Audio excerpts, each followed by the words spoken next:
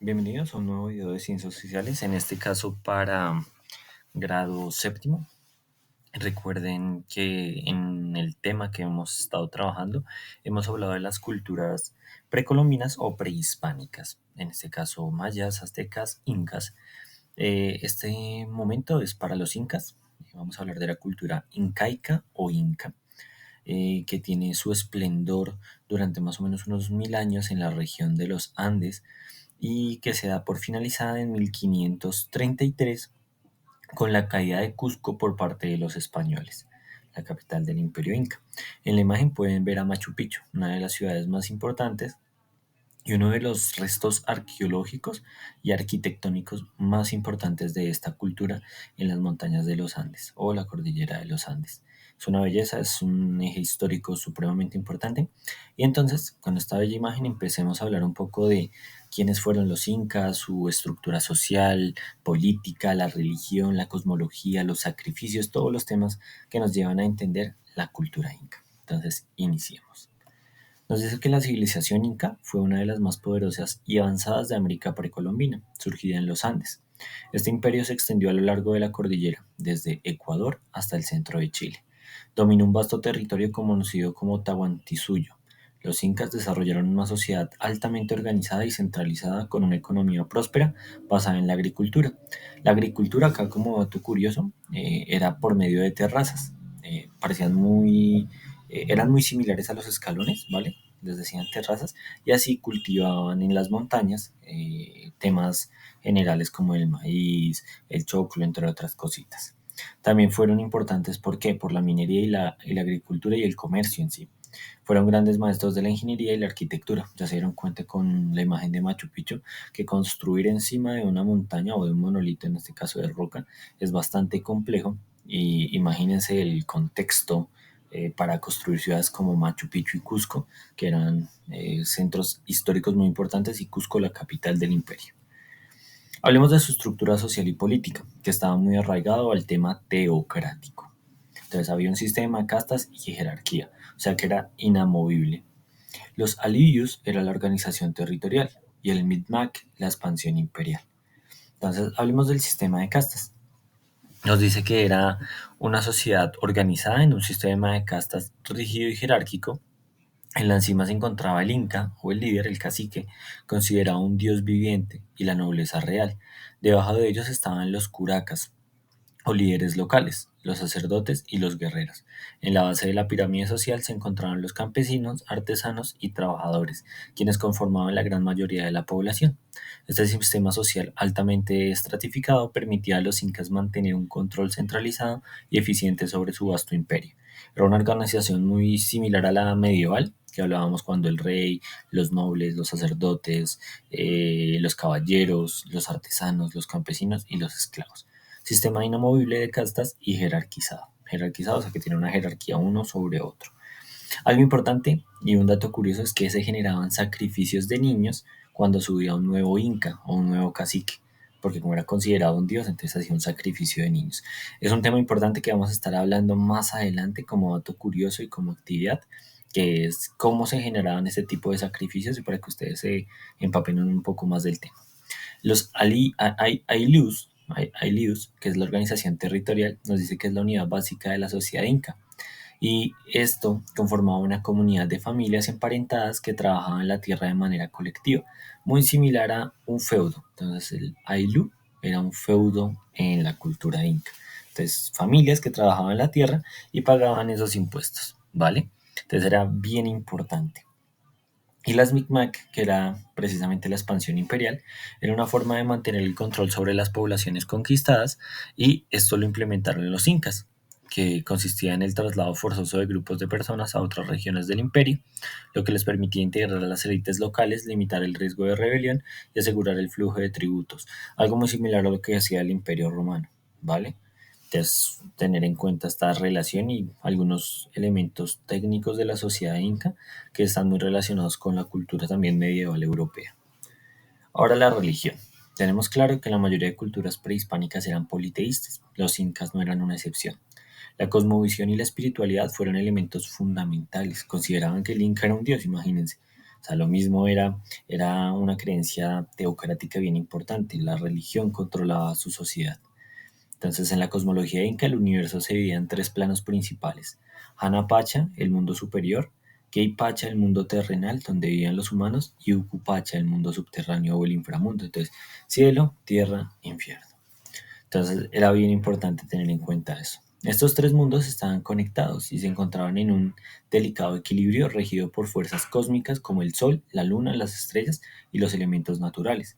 El Sol y la Luna eran considerados deidades. El Sol, Inti, era considerado la deidad suprema, fuente de vida y poder, cuyo culto era central en la religión inca. La Luna, como les decía, Mama Quilla, también era una deidad muy importante, destacada en la cosmología, siendo asociada a la feminidad, la fertilidad y los ciclos naturales. Y por último, otras deidades como la Pachamama, la diosa tierra, y la fertilidad, diosa de la fertilidad; también Ilapa, el dios del rayo; y Viracocha, la divinidad creadora y principal figura del panteón inca.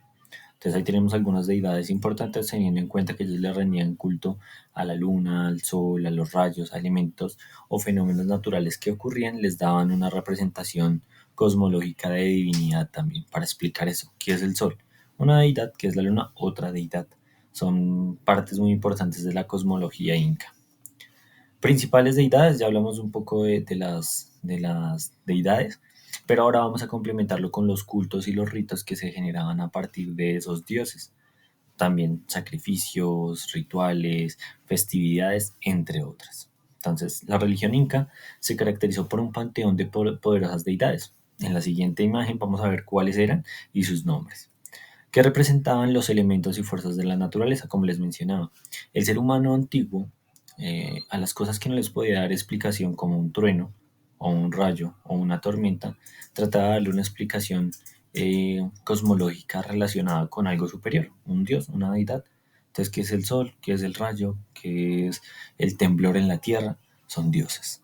Entonces, eso era bien importante tenerlo en cuenta. En la mayoría de culturas antiguas y culturas prehispánicas se aplicaba este tipo de fenómenos.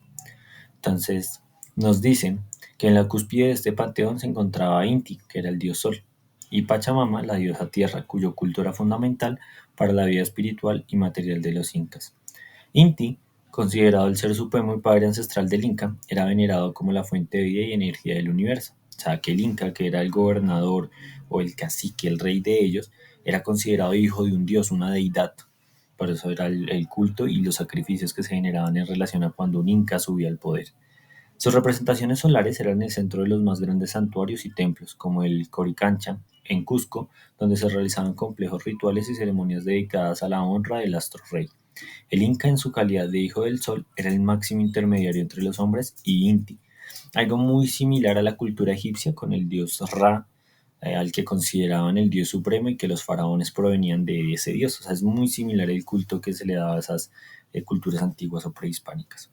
Por su parte, Pachamama, que era la madre tierra, era reverenciada como la deidad femenina que otorgaba la fertilidad. Entonces había un dios masculino todopoderoso y una diosa femenina todopoderosa, cada uno con unas cualidades y unos beneficios para los humanos muy importantes. Acá vemos sus principales deidades: Mama Quila, Mama Cocha, Manco Capac, Mama Ocelo, Bitmao, Hanasara, Pachamama, Hilara, Inti y Viracocha. Esas eran el panteón supremo, como los dioses del Olimpo, Zeus, Afrodita, entre otros, eran los principales dioses. Había más: dios del maíz, dios del inframundo, dioses y diferentes rituales en relación a esos dioses. Ahora bien, ritos y ceremonias religiosas. Tenemos cuatro importantes.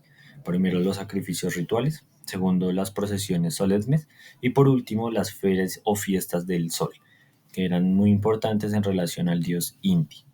Entonces, como les decía, vamos a continuar con los ritos y ceremonias religiosas. Está la capacocha, que eran los sacrificios rituales, la práctica precisamente peculiar de estas culturas prehispánicas, que era o consistía en rituales religiosos donde se sacrificaban a humanos.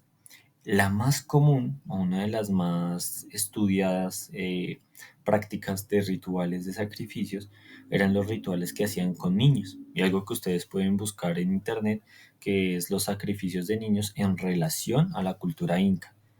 que es muy común encontrar este tipo de momias en las zonas más altas de las montañas de los Andes en relación a este tipo de sacrificios rituales como el capacocha. El capacucha, que eran las procesiones solemnes, otra ceremonia religiosa destacada, y una procesión solemne y devota que realizaban para conmemorar eventos importantes como la coronación de un nuevo inca o la inauguración de obras públicas. Y por último, las fiestas del sol, que eran en relación a la veneración y el culto de Inti, el dios supremo para ellos. Por último, esos sacrificios humanos en la cultura inca tuvieron un impacto directo en la relación que tenían con su entorno. Recuerden que al igual que los mayas, que los aztecas, los incas también aplicaban este tipo de sacrificios para honrar muchas cosas, fenómenos naturales, para que lloviera, porque estaba haciendo sequía, porque necesitaban una buena cosecha. Entonces se supone que brindar la sangre de un humano hacia los dioses les daba ese favor, ese beneficio. Antes de la cosecha se sacrificaba y si había una buena cosecha se hacía otro sacrificio para agradecerle al dios. Al igual que en las fiestas del sol y la luna también se hacían sacrificios en honor a esos dioses.